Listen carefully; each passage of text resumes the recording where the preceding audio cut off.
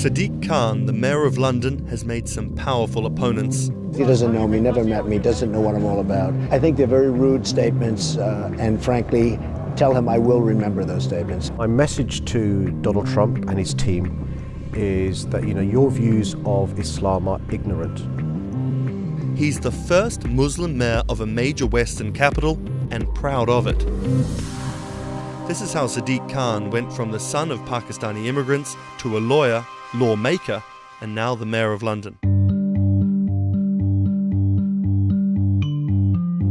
Khan's parents emigrated from Pakistan. His father was a bus driver, his mother a stay-at-home seamstress. The 10-strong Khan family squeezed into a 3-bedroom flat in South London. He wanted to be a dentist, but TV in the 1980s convinced him otherwise. Objection!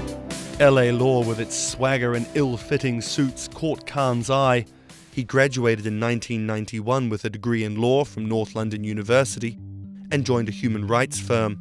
Khan worked a number of high-profile cases, often clashing with London's Metropolitan Police Force. But he had bigger political ambitions.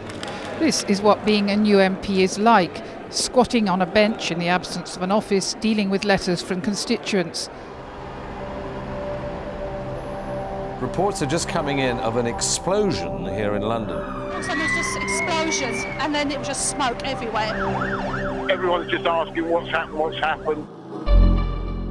Only 2 months after Khan entered the Commons as a Member of Parliament, London was attacked by Islamist extremists. That day will stay with me for the rest of my life. He spoke out against the attacks both as a London MP and as a Muslim. He has been very clear about his opposition to violence, opposition to terrorism, and has set out to make the case for a more open and peaceful Islam. That's Thomas Penny, one of Bloomberg's Westminster correspondents. Here is a man who is a Muslim, and he is standing up and being open and straightforward and being clear that the problem here is not Islam, but it's Islamic extremism. In 2015, a decade after the attacks, Khan ran for Mayor of London, and his faith was back in the headlines. His opponent, Zach Goldsmith, trying to link Khan to radical Islam. The debate got again personal and nasty. The Goldsmith camp has called Khan extreme and accused him of associating with, quote, those who seek to do our police and capital harm. There's a pattern of behaviour. Even the former Prime Minister David Cameron repeated the allegations.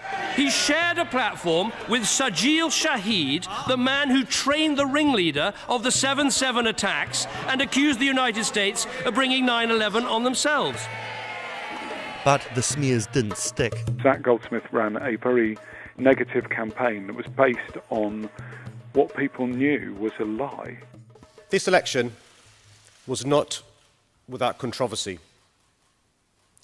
And I'm so proud that London has today chosen hope over fear and unity over division.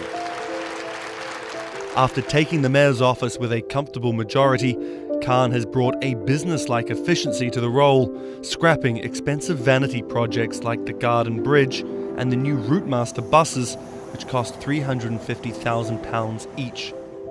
The former lawyer who used to fight the police in court is now praised for his close relationship with them. I was talking to a very senior police officer in the Metropolitan Police who said there was a sea change when he went into City Hall, and the police were saying how much they welcomed this because they knew where they stood and it was more straightforward to work with. So he works like a lawyer, he works like a government minister.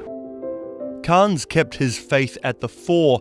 He's an outspoken voice for moderate Muslims across the world. Donald J. Trump is calling for a total and complete shutdown of Muslims entering the United States. Now, by giving the impression that Islam and the West are incompatible, you're playing into the hands of the extremists. The ongoing spat between Khan and US President Donald Trump escalated when Trump went after Khan, misquoting him on Twitter just hours after the terrorist attacks of June 3rd, 2017. Khan's now one of the most prominent Labour politicians in the UK. In fact, a recent poll of Londoners found Khan was more trusted to keep the country safe from terrorism than the Prime Minister or the Labour leader. His story of going from the son of an immigrant bus driver to the mayor of one of the greatest cities in the world plays well with Londoners. But can he appeal to the rest of the nation? Has Khan got his eye on the top job? And is the UK ready for a Muslim Prime Minister?